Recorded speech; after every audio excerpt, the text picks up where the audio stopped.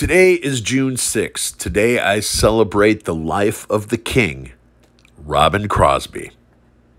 Robin's childhood sweetheart, who was the crush of many a boy in the 80s, Tawny Katane, will share the last days of Robin's life with you in this video.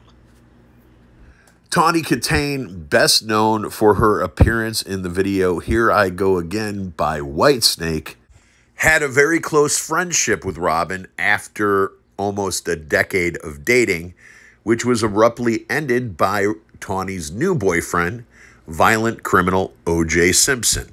But that's another story. I just thought it should be mentioned. What was Robin Crosby like from the time you two were kids until adults? He seemed like a very talented, intelligent person with a tragic ending in his life.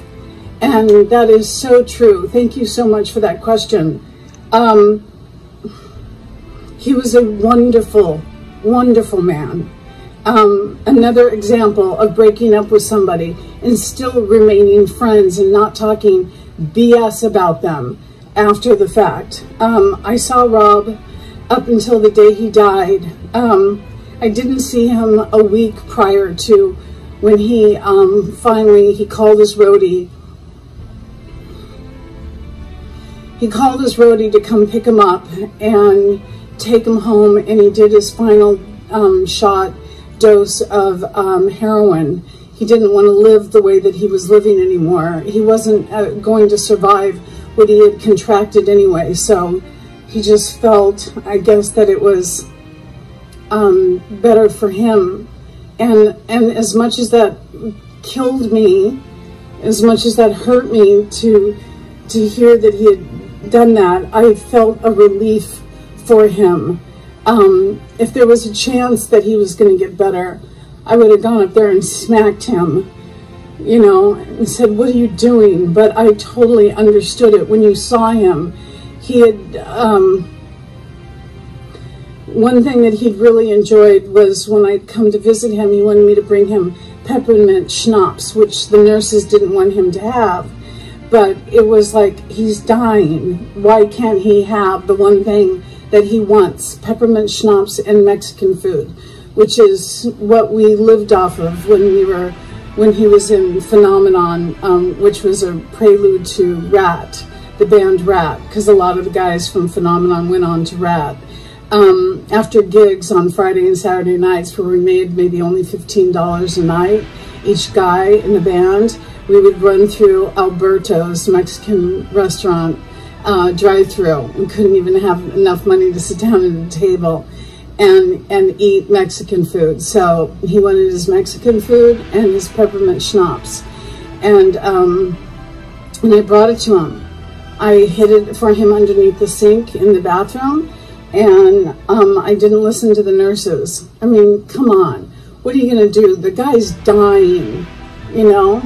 And really, there's like not a day that goes by that I don't think about him, that I don't wish that he was just, even though it'd be selfish of me, even though he would still be sitting in that room, in that bedroom, in that old folks home. He was too big. He'd gotten so big that they couldn't keep him at the hospital anymore. They put him in an old folks home on La Brea up in Los Angeles. And I would drive from Newport Beach to LA, which is a good hour and a half, 2-hour drive every 2 weeks. And yeah, but I was about to drive up and I heard he had done that, and I was devastated, to say the least. But at the end of the day, completely understood that he didn't want to live in that kind of pain anymore. So he was highly intelligent, extremely bright, so funny. He was sexy. He was everything you would look for in a man. Everything. And his life, how it ended, did not represent his life when he was alive. He was vibrant, and he just loved life. And for him, this was a death sentence before he even took his own life, which is ultimately what ended up happening. So, thank you for that question. Quitting heroin is like quitting breathing when you're addicted. There's no just walking away from it. I wish to God I had any idea what I was dealing with. I mean, I've run the full gamut, you know, done everything I ever dreamed of and more. Don't feel sorry for me. I've lived the life of 10 men. Nobody cry at my funeral. As a matter of fact, let's have a party.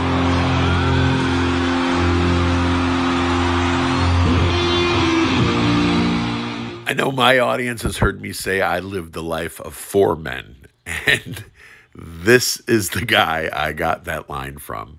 I'm not up to 10 yet. God bless you, Robin Crosby. Thank you for being the soundtrack of my adolescence.